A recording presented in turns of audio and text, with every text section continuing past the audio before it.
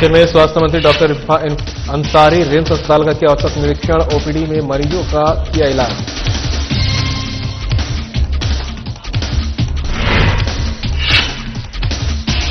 चतरा में आत्मनिर्भर भारत बनाने के लिए निकला यूनिटी मार्च, सांसद कालीचरण सिंह जी रहे मौजूद। 22 नवंबर को होगी जिला स्तरीय पदयात्रा।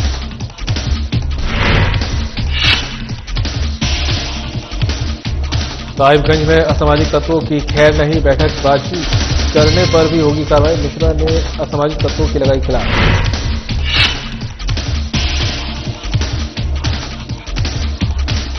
बोकारो में क्राइम कंट्रोल की बैठक आयोजित, पुलिस अधीक्षक ने की अध्यक्षता। क्राइम कंट्रोल की बनाई गई रणनीति।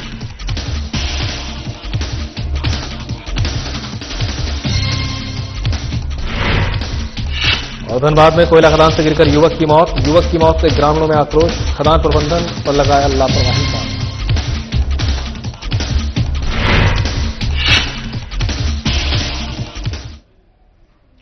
नमस्कार, बुलेटिन लेकर मैं हूं आपके साथ संदीप निरंजन। सरकार खबरों का रुख कर लेते हैं। राज्य के सबसे बड़े सरकारी अस्पताल रिम्स में मंगलवार को उस समय हड़कंप मच गया जब स्वास्थ्य मंत्री डॉक्टर इरफान अंसारी अचानक मेडिसिन ओपीडी पहुंच गए। सुबह करीब 11 बजे मंत्री बिना किसी पूर्व सूचना के सीधे आउटडोर विभाग में पहुंचे। वहां मरीजों की लंबी लाइन देखकर उन्होंने तुरंत खुद ही मरीजों को बुलाना शुरू किया और एक एक कर उनकी समस्याएं सुनी। करीब आधे घंटे तक मंत्री ने डॉक्टर की तरह मरीजों की जांच की, बीमारियों के बारे में पूछा और दवाएं लिखकर देने लगे। इसी दौरान एक मरीज ने बताया कि मंत्री द्वारा लिखी गई एक महत्वपूर्ण दवा अस्पताल की फार्मेसी में उपलब्ध नहीं है। मंत्री ने तुरंत इसकी पुष्टि करने के लिए अपने स्टाफ को भेजा। कुछ ही मिनटों में जानकारी मिली कि जो दवा उन्होंने लिखी है वह अस्पताल के स्टॉक में कई दिनों से नहीं है। सुनते ही मंत्री का मिजाज बिगड़ गया। मौके पर मौजूद रिम्स डायरेक्टर डॉक्टर राजकुमार और अधीक्षक डॉक्टर हिरेंद्र विरुआ को उन्होंने कड़े शब्दों में फटकार लगाई। मंत्री ने अधिकारियों से कहा कि ये सब क्या चल रहा है, मरीजों को दवा नहीं मिलेगी तो वे कैसे जाएंगे।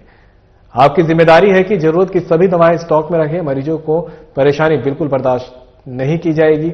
उन्होंने ये भी निर्देश दिए कि फार्मेसी में रोजाना दवाओं की उपलब्धता की जांच की जाए और किसी भी दवा के स्टॉक के खत्म होते ही तुरंत खरीद प्रक्रिया शुरू हो।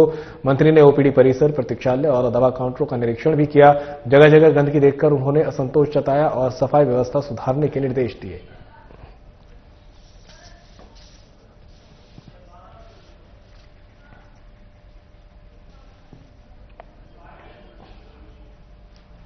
हमें लगता है कि देश में पहला ऐसा स्वास्थ्य मंत्री होगा जो खुद ओपीडी देने के लिए आए। थोड़ा सा नीचे कर चलो, माइक पर थोड़ा नीचे कर। आज दिन आप देखते होंगे अखबारों में रिम्स के बदहाली के बारे में, और आज हमें लगता है कि अब अच्छाई के बारे में मोबाइल कहाँ लगाएंगे जी। मेरा मोबाइल अरे कहाँ गया? मैं खुद ओपीडी आया हूँ, देखा हूँ, भ्रमण किया। अरे थोड़ा नीचे कर भाई, और 11 नीचे कर यार। ओपीडी में बैठा हूँ, मरीज का जांच किया, अरे यार कौन मरीज का इलाज किया, मरीज काफी संतुष्ट दिखे।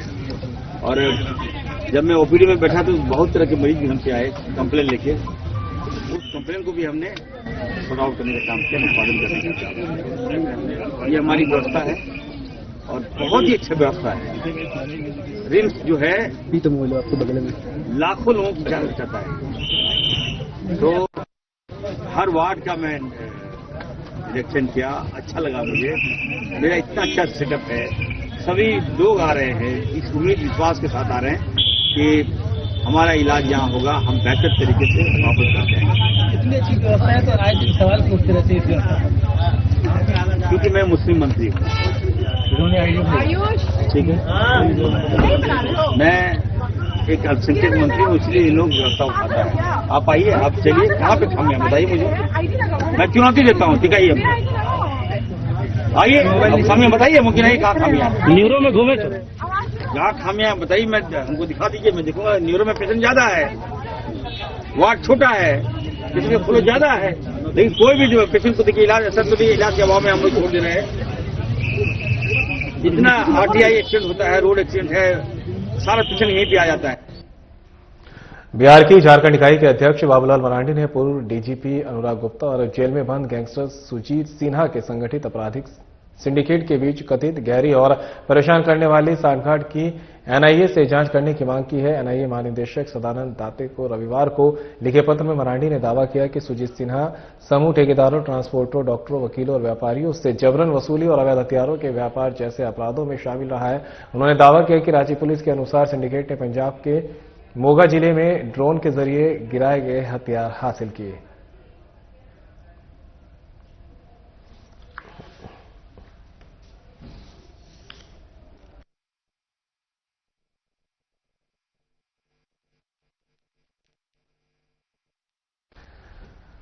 रांची से खबर आप तक पहुंचा रहे हैं, जहां पर बीजेपी की झारखंड इकाई के अध्यक्ष बाबूलाल मरांडी ने पूर्व डीजीपी अनुराग गुप्ता और जेल में बंद गैंगस्टर सुजीत सिन्हा के संगठित आपराधिक सिंडिकेट के बीच कथित गहरी और परेशान करने वाली सांठगांठ की एनआईए में जांच कराने की मांग की है। आप समझ सकते हो किस प्रकार से झारखंड को ये सारे लोग लूट रहे थे। इसलिए आज ये जो अचानक उनको हटाया तब लगा भाई और कोई कारण नहीं था। अगर और कोई कारण होता तो उनके ऊपर बाकी जांच भी बिठा दी थी सरकार, लेकिन कोई जांच बिठाया नहीं।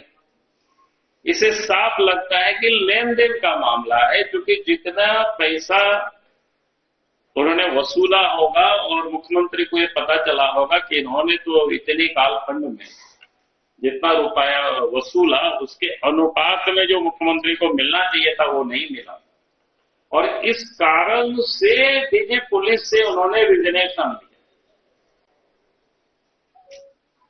यानी अगर वो वास्तव में एक तो उन्होंने नियम कायदे कानून को रख करके बनाया, यानी पहले तो जिसका विरोध किया, विरोध करने के बाद उनको 2 साल सस्पेंड रखा, 2 साल सस्पेंड रखने के बाद नियम कानून को ताक में रख करके उनको पदस्थापित किया। उनका सेवा समाप्त हुआ तो सेवा भी विस्तार किया इलीगल तरीके से, जिसकी हम सब लोग विरोध करते रहे, लेकिन उनको बिठाए रखा। और अचानक उनसे फिर त्याग पत्र लेना, तब ये हम सब थोड़ी सी तहकीकात करने लगे कि भाई आखिर इसका कारण क्या। अगर गड़बड़ किया हुआ है तो फिर उस पर राज्य सरकार को जांच करवानी चाहिए, और नहीं तो यही माना जा सकता है कि उन्होंने जो मोटी रकम वसूली थी, जितना हेमंत सोरेन को रहा होगा कि हमें कितना हिस्सा मिलना चाहिए था, लगता है कि उतना उनको नहीं मिलता है, इसलिए हटा है। लौह पुरुष सरदार वल्लभ भाई पटेल की 150वीं जयंती के मौके पर चतरा में यूनिटी मार्च का आयोजन किया गया, जिसमें सांसद कालीचरण सिंह, युवा मोर्चा जिला खेल पदाधिकारी कैलाश राम, जिलाध्यक्ष सुमन सौरभ, सांसद प्रतिनिधि विनय सिंह उपस्थित रहे। बता दें, यूनिटी मार्च के तहत 22 नवंबर को चतरा में भव्य जिला स्तरीय पदयात्रा का आयोजन किया जाएगा। ये पदयात्रा सरदार पटेल की एकता, अखंडता और राष्ट्र निर्माण की भावना को समर्पित की जाएगी।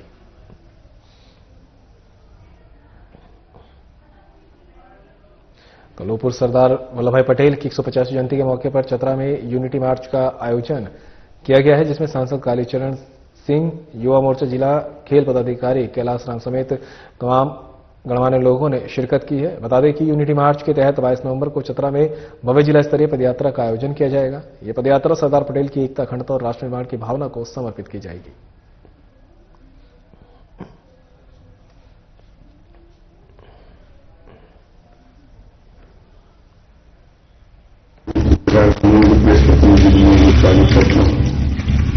और मैं आपसे युवा मोर्चा के जिलाध्यक्ष ने आपसे आग्रह करके आमंत्रण किया था, तो मेरा कहना यह है कि देश की आजादी में स्वतंत्रता सेनानी सबसे ज्यादा अपने जीवन का अमूल्य त्याग करने वाले सरदार वल्लभ भाई पटेल जी की 150वीं जयंती है। देश उनका विभूत है और देश उनके किए हुए कार्यों व कृत्यों को भूल नहीं पा रही है, भूलेगी भी नहीं। लेकिन देश के हर वर्गों को उनकी जीवन की पूरी यात्रा को जानना चाहिए। बच्चों को, विद्यार्थियों को, पूरी आबादी को, किसान को, इंजीनियर को, सभी को जानना चाहिए। इस निमित्त देश के केंद्रीय आदरणीय नरेंद्र भाई मोदी जो प्रधानमंत्री हैं, उन्होंने एक पूरे देश में यूनिटी यात्रा का एक कार्यक्रम निर्धारित किया है। तो सभी लोगों को हर लोकसभा क्षेत्र में कम से कम 3 जगहों पर पदयात्रा करना है और सरदार वल्लभ भाई पटेल जी के बारे में बताना है। सब लोगों को जो रास्ते में साथ में चलते हुए चलना है। तो 22 तारीख को जवाहरलाल नेहरू स्टेडियम जो चतरा है, वहां से हम पदयात्रा निकलेगा। साहिबगंज में अब मंचलों और असामाजिक तत्वों की खैर नहीं है। ये संदेश झारखंड मुक्ति मोर्चा के केंद्रीय प्रवक्ता पंकज मिश्रा ने जारी करते हुए कहा कि साहिबगंज में लोगों की अमन चैन व्यवस्था के साथ कोई समझौता नहीं किया जाएगा। शहर के लोगों की अमन चैन छीनने वाले मंचलों और असभ्य तत्वों के खिलाफ कड़ी कार्रवाई की जाएगी। आपको बता दें कि पंकज मिश्रा पिछले कुछ समय से शहर के कई इलाकों में रात के अंधेरे में भ्रमण कर रहे हैं और वहां की विधि व्यवस्था का जायजा ले रहे हैं और मजमा बनाने वाले मंचलों और बैठकबाजी करने वाले असामाजिक तत्वों की क्लास भी लगा रहे हैं। उन्होंने कहा कि ऐसे इलाके जहां सामाजिक तत्व और मंचले सक्रिय हो सकते हैं वहां नियमित रूप से पुलिस की तैनाती की जाएगी, साथ ही पुलिस गश्ती भी बढ़ाई जाएगी। उन्होंने साफ शब्दों में कहा कि मजमा बनाते या बैठकबाजी करते पाए जाने पर कड़ी कार्रवाई की जाएगी। इसी क्रम में पंकज मिश्रा ने सोमवार की देर शाम शहर के कई इलाकों का भ्रमण किया। इस दौरान कॉलेज रोड, स्टेशन चौक परिसर, बादशाह चौक, सब्जी मंडी होते हुए वापस स्टेशन चौक पहुंचे। इस दौरान उन्होंने साहिबगंज के एसपी से शहर की सुरक्षा व्यवस्था को लेकर मोबाइल पर बातचीत की और कहा कि शहर में बाइक जांच अभियान चलाएं, बिना हेलमेट और ट्रिपल लोडिंग पाए जाने पर बाइक को जब्त कर थाना लाएं और पहली बार बाउंड भरवा कर छोड़े, फिर अगली बार वैसे बाइक चालकों के खिलाफ कड़ी कार्रवाई भी करे। उन्होंने यही कहा।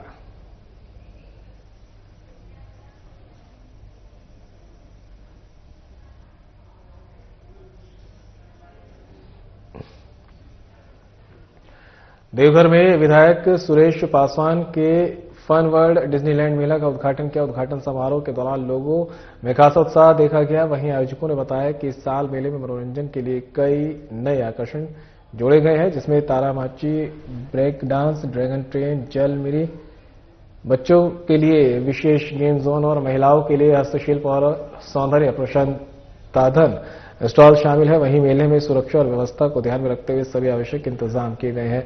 आने वाले दिनों में मेले में सांस्कृतिक कार्यक्रमों, बच्चों की प्रतियोगिता और लाइव शो का भी आयोजन किया जाएगा, जिसमें स्थानीय लोगों और बाहर से आने वाले पर्यटकों की भीड़ बढ़ने की उम्मीद है।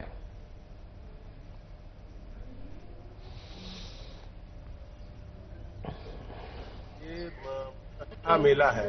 मैंने कई शहर में देखा है, गाँवों में प्रभारी रहा, वहाँ भी मेरे रीजन में ये मेला लगा और बच्चों के लिए तो बहुत ज़्यादा मतलब एंजॉयफुल है जगह और बच्चों के लिए बहुत सारा चीज़ जो है, खिलौने हैं, बहुत सारे घूमने फिरने मतलब झूला है, बहुत सारा चीज़ है और बच्चों ही नहीं पेरेंट्स के लिए भी है कि पेरेंट्स भी जो है एंजॉय कर सकते हैं यहाँ पर आकर। और मैं यही कहूँगा कि शहर में आयोजन हुआ है इस मेला का, तो सभी लोग आकर जो है ना इस मेले का आनंद लें और अपने बच्चों के साथ, अपने परिवार के साथ आएं और शहर में जो मेला लगा है इसका आनंद लें। इस मेले में क्या क्या सुविधाओं को रखा गया है जो देवघर वासियों के लिए? बहुत सारी सुविधाएं हैं यहाँ पर, जो है बहुत सारे स्टॉल लगे हुए हैं जिसमें कि आप परचेज कर सकते हैं, शहरवासी आके परचेज कर सकते हैं। यहाँ खादिम का है, हरियाणा हैंडलूम वगैरह जो है, बहुत सा भागलपुरी सिल्क वगैरह यहाँ आप ले सकते हैं, आके परचेज कर सकते हैं। और जगह जगह पे बहुत सारे मतलब बहुत सारे स्टॉल हैं यहाँ पर, जिसका मैं कितना का वर्णन करूँ। यहाँ आने के बाद जो है कुछ जो है आके देखेंगे यहाँ के जो है जनता, तो और आनंद आएगा। मैं अपने मुंह से कितना बताऊं है, तो यही है, मेला में बहुत आनंद मिलेगा लोगों को। बोकारो में पुलिस अधीक्षक की अध्यक्षता में क्राइम कंट्रोल की बैठक आयोजित की गई। बैठक में जिले भर के सभी अधिकारियों ने हिस्सा लिया। बैठक में शहर में बढ़ते क्राइम को कंट्रोल करने के लिए रणनीति बनाई गई, साथ ही साइबर क्राइम पर शिकंजा कसने के लिए पुलिस की परफॉर्मेंस निखारने को लेकर चर्चा की गई। एसपी ने कहा कि पुलिसिंग को कारगर बनाना आज की बहुत जरूरत है, क्योंकि आम लोगों के लिए जब सारे रास्ते बंद होते हैं तो उसके लिए न्याय का रास्ता पुलिस से होकर ही आगे बढ़ता है। उसकी उम्मीद पुलिस पर टिकती है और उसकी अपेक्षा होती है कि पुलिस उसकी मदद करे।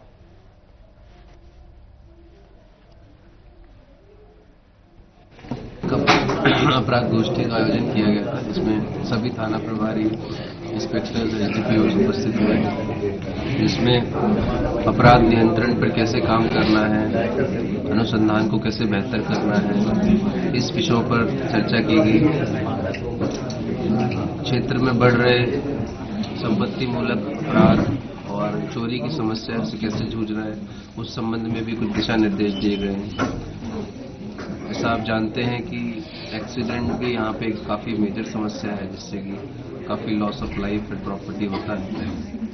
उसके रिगार्डिंग भी काफ़ी डिटेल में यहाँ पे डिस्कशन हुआ है।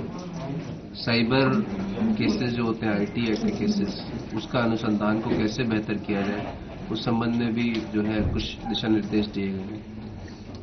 इन जनरल जो बोकारो पुलिस है उसकी छवि को आम जनता में किस तरह से सुधारा जाए।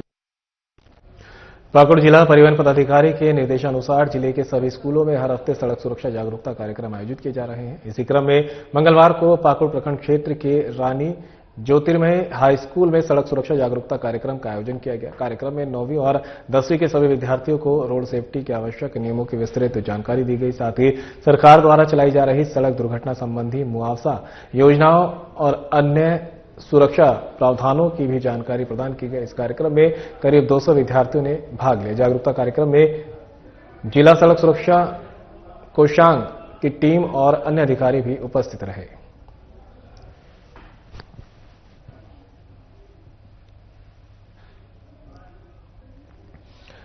पाकुड़ जिला परिवहन पदाधिकारी के निर्देशानुसार जिले के सभी स्कूलों में हर हफ्ते सड़क सुरक्षा जागरूकता कार्यक्रम आयोजित किए जा रहे हैं। इसी क्रम में मंगलवार को पाकुड़ प्रखंड क्षेत्र के रानी ज्योतिर्मय हाई स्कूल में सड़क सुरक्षा जागरूकता कार्यक्रम का आयोजन हुआ। कार्यक्रम में 9वीं और 10वीं के सभी विद्यार्थियों को रोड सेफ्टी के आवश्यक नियमों की विस्तृत जानकारी दी गई। साथ ही सरकार द्वारा चलाई जा रही सड़क दुर्घटना संबंधी मुआवजा योजनाओं और अन्य सुरक्षा प्रावधानों की भी जानकारी प्रदान की गई। इस कार्यक्रम में करीब 200 विद्यार्थियों ने भाग लिया। जागरूकता कार्यक्रम में जिला सड़क सुरक्षा कोषांग की टीम और अन्य अधिकारी भी उपस्थित रहे।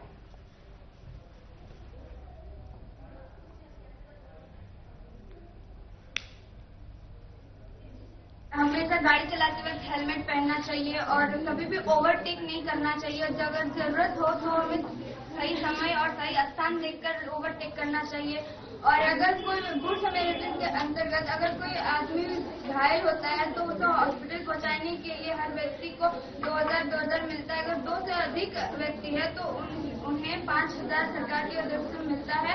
और अगर उसके जांच के लिए पुलिस या अदालत को बुलाया जाए तो उनके खाते में प्रतिदिन 1000 रुपए हस्तांतरित किए जाते हैं। चलना चाहिए, ड्रिंक करके तो कभी बाइक चलाना नहीं चाहिए, कार कुछ भी यातायात का हमें परिचालन नहीं करना चाहिए। और ड्रिंक करके तो एकदम नहीं। और बाइक या कार चलाते वक्त फोन में बात नहीं करना चाहिए। और गुड समैरिटन तो बोली 1 घंटा के अंतर्गत हॉस्पिटल पहुंचाने वाले को 2000 रुपया दिया जाता है। इसको गुड समैरिटन कहते हैं। और अगर फाइन अगर बिना लाइसेंस के हैं हम लोग तो वहाँ 1000 रुपया फाइन। बिना लाइसेंस का 5000। बिना लाइसेंस का 5000 रुपया फाइन होता है। और हिट एंड रन क्या होता है? जब कोई एक्सीडेंट करके भाग जाए और उसका पता ना हो तो उसे हिट एंड रन। रांची के कोकर में सुरेंद्रनाथ स्कूल के पास जाम की समस्या से लोग परेशान हैं। वक्त सुबह हो या शाम वहां स्थिति एक सी रहती है, जिसको लेकर बीजेपी विधि प्रकोष्ठ के प्रदेश संयोजक सुधीर श्रीवास्तव ने ट्रैफिक एसपी को पत्र लिखा। उन्होंने मांग की है कि सुबह 7 से 8 बजे और दोपहर 1 से 2 बजे तक स्कूल के आसपास ट्रैफिक पुलिस की प्रतिनियुक्ति की जाए, जिसकी ट्रैफिक व्यवस्था सुधारी जा सके। सुधीर श्रीवास्तव ने बताया कि स्कूल का समय 7:30 बजे होने के कारण कोकर मदन ढाबा से आर्मी गेट नंबर 1 तक लंबा जाम लग जाता है, जिससे बच्चों के स्कूल छूटने और दुर्घटना की आशंका बनी रहती है। सुबह 7:30 से लेकर 8 बजे तक आप कोकर चौक से लेकर बूटी मोड़ के बीच में सुरेंद्रनाथ सेंटेनरी स्कूल है। कभी आप वहां पर आए या कोकर चौक से बूटी मोड़ की ओर गुजरे, आपको पता लगेगा कि वहां पर क्या अव्यवस्था जंगल राज बना हुआ है। मैंने इस संदर्भ में ट्रैफिक एसपी महोदय को एक पत्र भी लिखा है, पर आज भी मुझे उम्मीद था कि कुछ छुट्टी के समय कुछ लोग ट्रैफिक के पुलिसकर्मी रहेंगे, पर कोई फायदा नहीं हुआ। मैंने आग्रह किया है ट्रैफिक पुलिस अधीक्षक से कि महोदय एक बार चैम्बर से निकल के कम से कम रोड की तरफ घूमे। 7 बजे 7:30 बजे पर घूमते घामते आइए स्कूल के पास। आप पाएंगे कि किसी दिन बड़ी घटना हो सकती है, कई बच्चे एक्सीडेंट के शिकार हो सकते हैं, गार्जियन शिकार हो सकते हैं, क्योंकि बूटी मोड़ से कोकर चौक आने के लिए बड़ी वाहनों का प्रवेश वर्जित है। सबको खेलगांव होकर जाना है। बावजूद जितने बिहार से यूपी से बसें आ रही है, खूब धड़ल्ले तेजी से आ रही है, और जाम की स्थिति है कि कितने बच्चों के स्कूल डेली छूट रहे हैं। मैं इस घटना के बारे में मैं जब वहां पर जाके देखा कि जब गेट बंद हो जाता है सुरेंद्रनाथ स्कूल का, तो बच्चों को दोबारा अंदर नहीं जाने दिया जाता है। सोचिए कि जो बच्चा आया हर 2 मिनट 1 मिनट के लिए जाम को चलते लेट हो गया, वो बच्चे क्या करेंगे? क्या वो वापस घर जाएंगे या फिर वो डर के मारे घर से कहीं और चले जाएंगे? महोदय, ये बहुत बड़ा विषय है।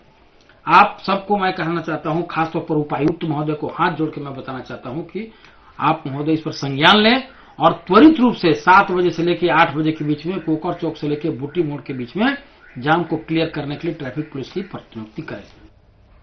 धनबाद में पुटकी अंचलाधिकारी के कथित गड़बड़झाले को लेकर पेटिया पंचायत के सैकड़ों ग्रामीण समाहरणालय पहुंचे। ग्रामीणों का आरोप है कि उनके पूर्वजों द्वारा खेती की जा रही 141 एकड़ जमीन को अंचलाधिकारी ने गलत तरीके से सरकारी जमीन दिखाकर नगर निगम को सौंप दिया है। ग्रामीणों ने उपायुक्त को जाकर अपनी पीड़ा बताई और इस मामले में तत्काल कार्रवाई की मांग की। बता दें कि ये मामला पुटकी अंचल क्षेत्र का है, जहां पेटिया पंचायत के लोग 2018 तक नियमित रूप से जमाबंदी कराते रहे हैं, लेकिन अचानक उक्त जमीन को ऑनलाइन सरकारी भूमि के रूप में दर्ज करते हुए नगर निगम को दे दिया गया है ताकि वह एसटीपी और सीएनडी प्लांट बनाया जा सके। ग्रामीणों के साथ पहुंचे जेएलकेएम के केंद्रीय सचिव सपन मोदक ने इसे बड़ी प्रशासनिक चूक बताया और चेतावनी दी कि जरूरत पड़ने पर सड़क से लेकर सदन तक आंदोलन होगा।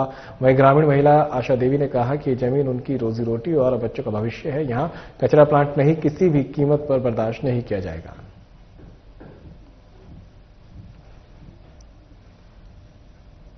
कि हम लोग का वहाँ पेटिया में वो वेस्ट प्लांट नहीं लगना चाहिए, कचरा जो प्लांट लग रहा है वो नहीं लगना चाहिए, क्योंकि हम लोग आए दिन बाल बच्चा हुआ, गाय गोरू हुआ, कुछ भी हुआ, हम लोग का स्वास्थ्य पे हानि पड़ेगा और आगे बच्चा का भी हानि पड़ेगा। इसलिए खेती बाड़ी भी हम लोग को नहीं कर पाएंगे और ऐसे भी हम लोग को बहुत दिक्कत हो जाएगा। इसी कारण से वो वेस्ट प्लांट नहीं बनना चाहिए और हम लोग कोई हालत से नहीं बनने देंगे। अगर बहुत आंदोलन करना पड़ेगा तो हम लोग मुख्यमंत्री के पास भी जाकर वहाँ भी धरना प्रदर्शन करेंगे, लेकिन ये कंपनी को हम लोग यह गाँव में बैठने नहीं देंगे। हम लोग आए हैं पेटिया पंचायत से, ठीक है, और पेटिया एक पंचायत है। उक्त पंचायत में एसटीपी का निर्माण नगर निगम द्वारा किया जा रहा है, जिसका विरोध हम लोग दर्ज करवाने के लिए आज हमारे उपायुक्त धनबाद के पास आए हैं। क्योंकि जो पेटिया हमारा पंचायत है वो रेती जमीन है, वो हम लोग का खेती बाड़ी किसान का जमीन है। उक्त जमीन को पुटकी अंचल अधिकारी द्वारा गलत अंकित करके ऑनलाइन में दर्शाया गया है, जो हम लोग राज्य सरकार से भी चाहेंगे, माननीय मुख्यमंत्री महोदय से भी चाहेंगे कि ऐसे सीओ के ऊपर कार्रवाई हो, विभागीय कार्रवाई हो। खबर धनबाद के झारिया से है, जहां भौरा 4A पैच कोलियरी में गिरकर एक युवक की मौत हो गई। घटना के बाद ग्रामीणों ने बीसीसीएल और आउटसोर्सिंग कंपनी पर लापरवाही का आरोप लगाते हुए विरोध जताया है। मृतक के भाई ने कहा कि बीसीसीएल ने उनकी जमीन तो ले ली, लेकिन मुआवजा और नौकरी का वादा पूरा नहीं किया है। वहीं ग्रामीणों ने कहा कि खदान के चारों ओर सुरक्षा घेरा नहीं होने से ऐसी घटनाएं हो रही है। घटना की सूचना पर पुलिस ने शव को पोस्टमार्टम के लिए भिजवाया। फिलहाल मामले की जांच जारी है।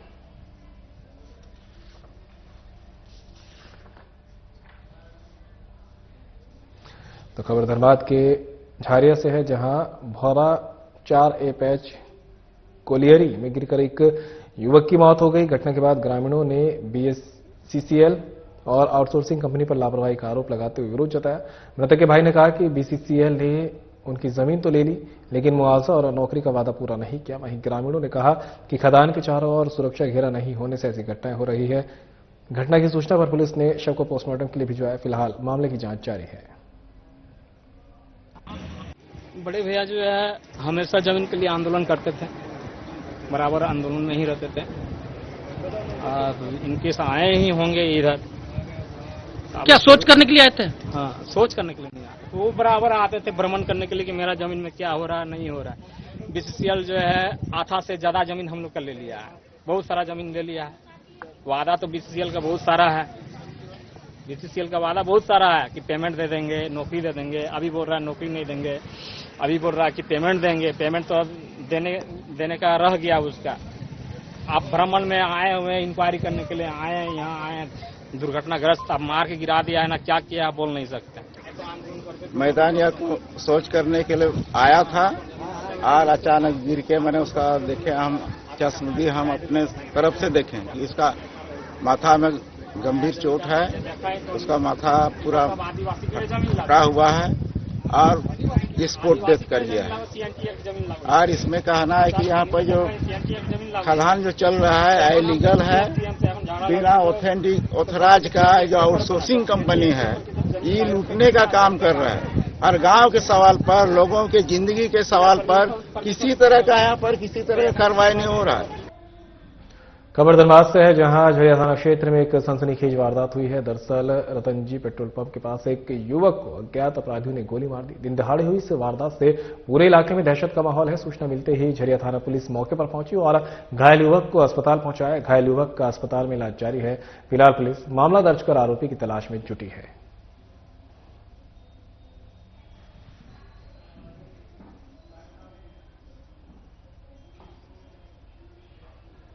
फिलहाल इस बुलेटिन में मेरे साथ इतना ही। दीजिए इजाजत। नमस्कार।